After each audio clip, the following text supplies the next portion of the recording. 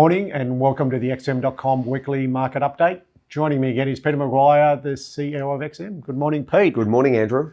Let's get into this. Not too much happening domestically. We do have the RBA board meeting today, and they will discuss interest rates. Of course. Pretty much 100%, the rate will be unchanged. Yeah, well, that's what they're telling us. So we're not looking for surprises, but when you don't look for surprises, sometimes you are surprised. You do. I think it's more around the commentary of the meeting rather than what actually happens. Yes. But we'll digest that next week. But one can't rule out another rate rise later in this, in the start of the next half.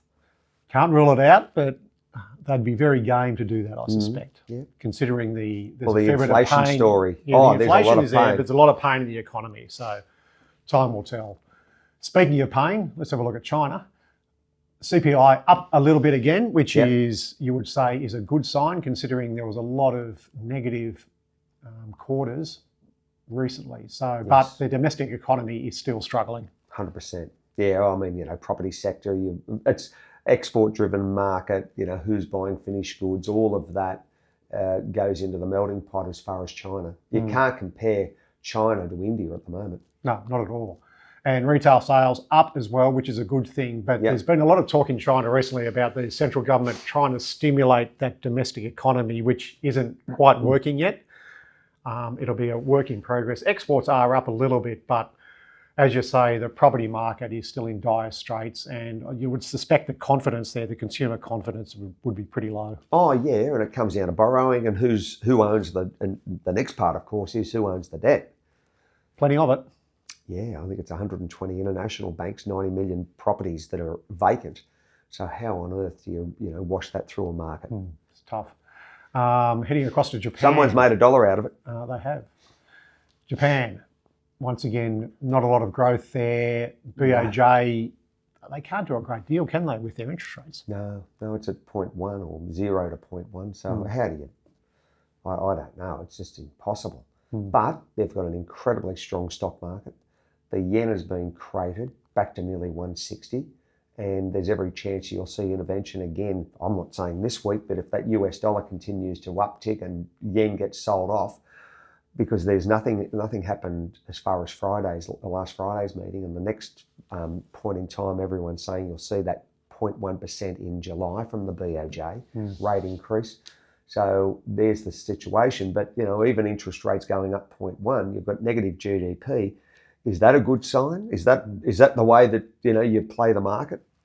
Not normally. Not normally, no. But we are in a strange world at the moment. But the yen there, it's just hovering around that 158 mark and under plenty of pressure. Oh yeah, and intervention. I mean, traders have got to be mindful of that. It's wild because they don't announce anything. They just buy billions and billions of dollars worth of yen, and then in turn, you can be squeezed if you're trading.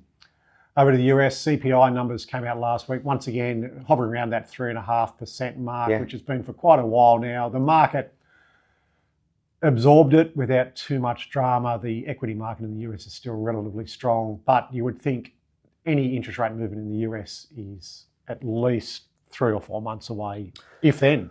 Well, yeah. I mean, first off, what are we? 4.5 months away from an election, so they could. I wouldn't expect them to do it in October, so they'd have to do it in September, or don't do it at all before, from political interference. Yeah. And if something was dramatic to happen as far as energy prices to push interest rates high, push inflation higher, then that could be a point in time. But I think, we've just got to wait and see how the summer period rolls across the Northern Hemisphere and certainly into the US. Yeah. At least the Fed's sort of toned down their talk.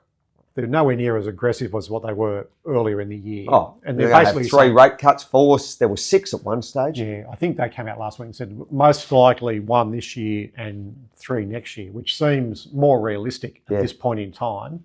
But as you say, if energy prices were to spike, that might. And they've spiked a little bit. We're at $84 for Brent. There you are, Brent. And WTI's now cracked through 80. So, it's volatile.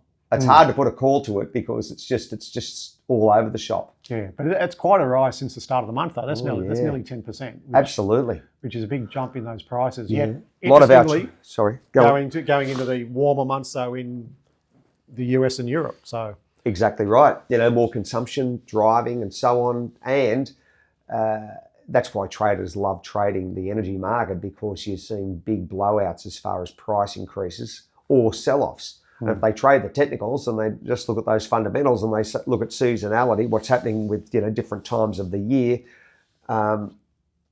it's an exciting market to trade. Yeah. Just in closing, some interest rate meetings this week. Obviously, the RBA today, Bank of England. I think the good old Swissies, which were the first ones to move. Unlikely they move would down. Yes, move down. So first one to move down. Yes, unlikely they would move again. But no, well, there's talk of that. They're saying they could be July or August for the next one, or they could surprise. Who knows? Yeah, unlikely the Bank of England would move at this point in time, but you probably wouldn't think another move is very far off. You wouldn't think so. I mean, they're going to hopefully get some good tourism over the summer period, which is good for their coffers. So we'll just have to see, again, the dynamic nature. But a lot of these currencies, Andrew, have been very range-bound over the last matter of months. They're just, if you look back over that 6-month window, the pound's still at 126, 127, 128. Yen, that's wild. Aussie dollar hasn't moved. No. It's been range-bound. I mean, a couple of cents, but nothing, no big blowouts. No. And that US dollar back above 105, 105.50. So, if the Fed aren't going to change rate policy, there's every chance you're going to see a continuation uplift. And you've got fragility in the Eurozone, you've got all the elections, and you've got, hopefully, you get some tourism over there because they've got the football on now, European Championships, and then followed by the Olympics. Yeah. And as you say, probably plenty of volatility with the elections in the UK and France. Exactly, So could be an interesting couple of months. Yeah, I'll see you next week from Dubai, so I won't be here to join you, unfortunately. That's all right. We'll catch you remotely. Yes, I look forward to it. Good stuff. Okay, thanks, Pete. Thank you, Andrew. And that's the XM.com weekly market update.